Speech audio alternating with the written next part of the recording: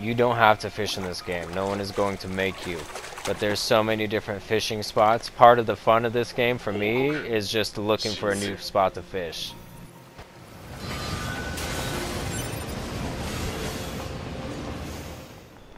You see, sometimes this game will do weird camera angles from the side and stuff because you're not just fighting hack and slash like a normal Platinum game. You know, think of Bayonetta and Devil May Cry.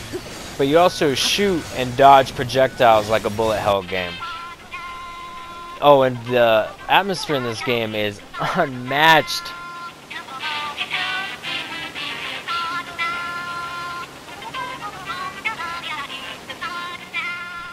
You get to meet all kinds of funny little robot characters, and they play music, and they dance, and they cry, and they get really depressed, and sometimes they unalive themselves. It's really a sweet game. Very fun. Also, the combat is way deeper than you expect from an RPG, and it is an RPG because you do get to customize so many aspects of your character. It's really great.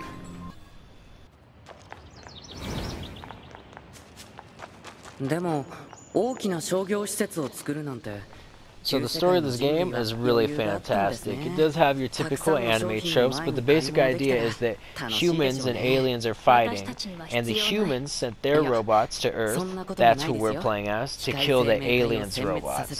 So we're basically fighting a war for people that aren't even around. Like, they're not here, they're on the moon.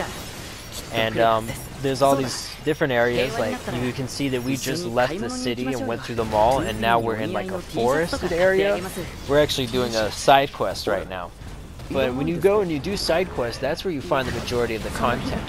Like this hidden dialogue right here, where 9S, our partner in crime, the boy in the shorts, is very desperately asking us to go on a date with him. And he's like, "Do you promise?" It's like, "Geez, dog, you need to chill out." 9S rocks. He's really cool, but he is also a huge flippin' dork.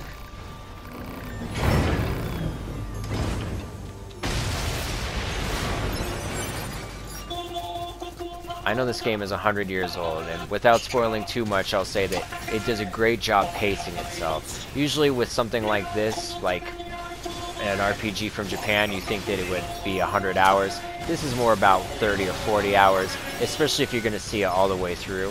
You're going to have to play as at least 3 characters, I think. Is it 3 characters? And they all have different stories. So you're basically getting 3 perspectives on what's happening and where everyone went. It's really interesting because with all 3 characters, they work pretty differently, and so you upgrade them and build them in different ways.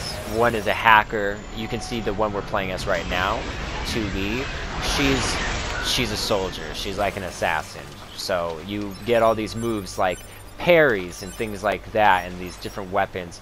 Whereas you see your partner in the shorts, 9S, he's only got 1 weapon, but he can hack another robot and let you play as it. I just realized I do a lot of fishing in this game.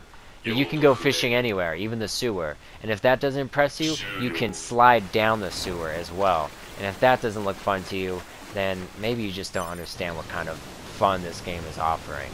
When you pop out of the sewer too, you end up in this coastal region where like the city is completely sunk.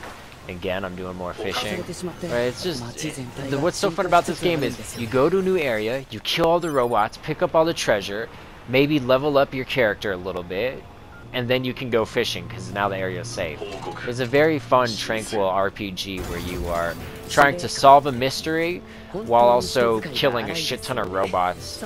It's got some philosophical questions. You can sort of change your character's bow, and the character customization you should really watch a video on, because changing your loadout every time you play is part of what makes it so fun and so replayable.